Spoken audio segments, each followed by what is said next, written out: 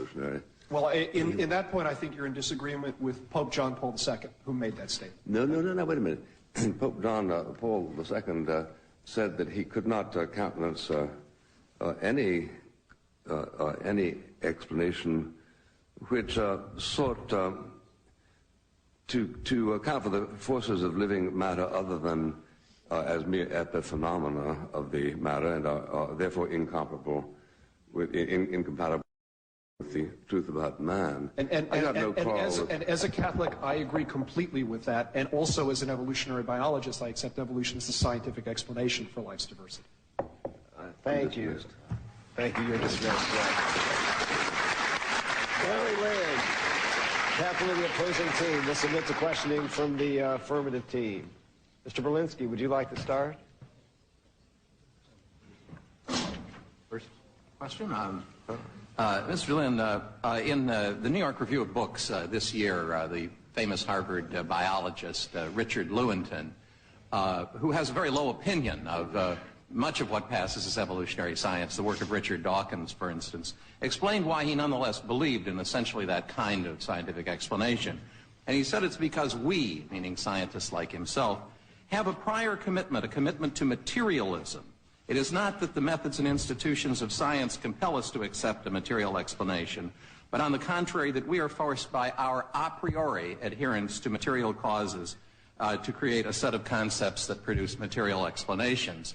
And he said that commitment to materialism must be absolute, for we cannot allow a divine foot in the door.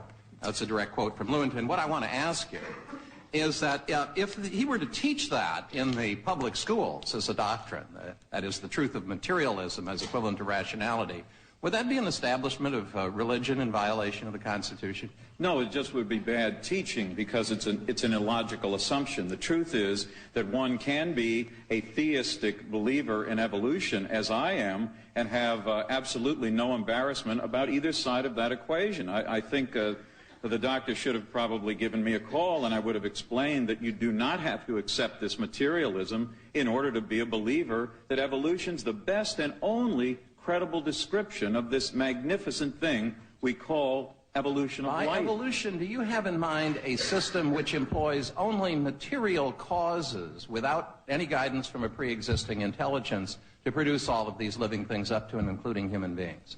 No, I certainly find it thrilling that my concept of God actually permits a God who could choose to start a process called evolution and develop in the process an incredible number of species, all of which fit in to a unique ecological niche. I find that one of the thrills of my theology. It's nothing you're speaking of God-guided evolution, then. Of course I am, because most Americans, as we noted earlier, do in fact find no difference with that, because unlike the members of your panel, they understand that there are some questions that are theological, some are scientific, and that scientific questions don't involve, does God exist? That's not what your scientists should do. Will you then support my effort that I've invited Eugenie Scott into already to get the National Academy of Sciences to explain clearly whether God-guided evolution is in fact permissible in the scientific area? No, because science does not speak to that question at all. What you want science to do is to be able to speak... They say it's unguided. No, excuse me, I think they took that word out, didn't they? The National Association of Biology Teachers took it out because it was too explicit. They imply the same thing pervasively throughout the statement, and so do all the other I don't have any problem with them taking it out because it does have the implication that you suggested. I just think that what you want to do is make it impossible for someone to say with honesty and integrity that one believes in a divine creative process, a foot in the door, maybe more, all the way up to the knee in the door, and still believe that nothing, literally nothing that you have said or any of you have written, in fact, degrades the basic idea of evolution. David Berlinski. My interest in divine creation is negligible, but I do have a scientific question to ask you. In fact, two scientific questions, the second logical. Everyone familiar with the paleontological literature, every significant paleontologist says that there are gaps in the fossil record. Do you have a particular reason for demurring? No, but there are gaps in the fossil record, of course, because the fossil record's only been examined for about 130 years. I didn't ask whether there was an explanation for the gaps. I asked whether you agree that the fossil record is full of gaps. Of course it has gaps. Okay, so to that extent, the evidence does not support Darwin's theory of evolution. No, that is absolutely wrong. It follows as the night the day. Of course not. How could you have a cell, for example, ladies and gentlemen, hundreds of millions of years old that would leave a fossil record? It would disintegrate. It would quite literally not be able to be found in the fossil record.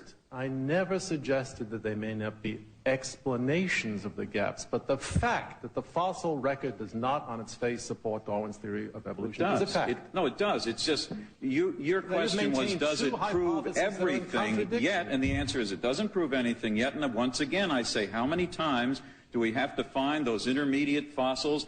How many more steps in the progress from ancient horse to modern horse do we have to show you? I gave you a quantitative answer, what would satisfy a scientifically respectable temperament. You spurned it. All I'm asking for is enlightenment on the significant point.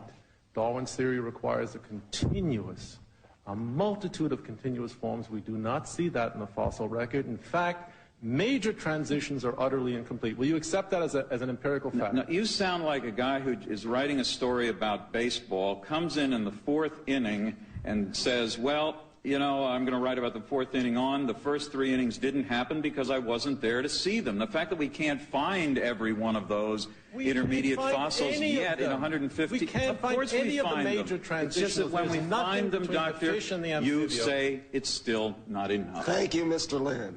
Thank you, Mr. Berlinski. Mr. Behe and Mr. Roos. The two Michaels, Professor Roos and Professor Behe.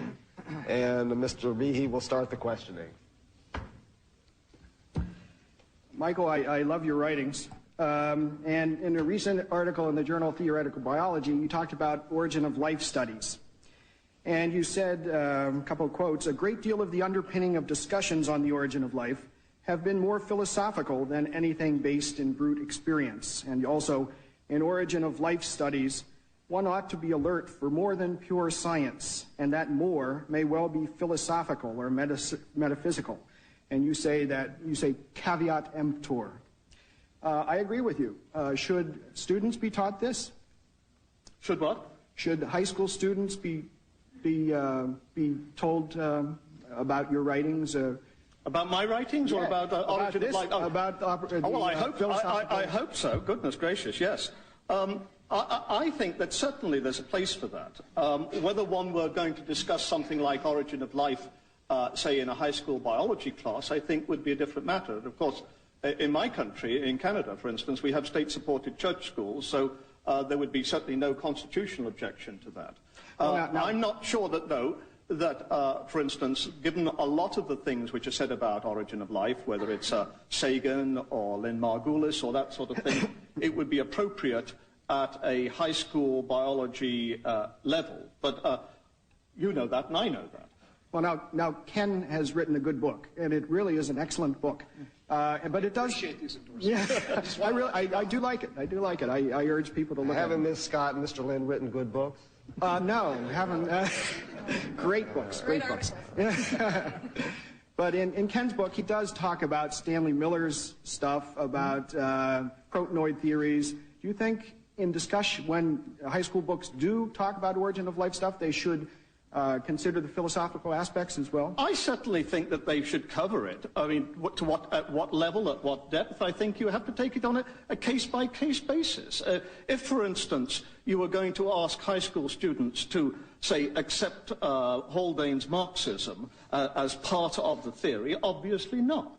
If, on the other hand, one were going to talk about evolution and say, well, these are some of the well-known experiments, these are some of the things they've done, but look, folks, be very careful. People tend to read a lot of things into this, and I hope that a good teacher would do this. I'm quite comfortable with that. I mean, high school kids are pretty bright, you know, and pretty intelligent and pretty with it. I don't think that we should dumb down biology for them.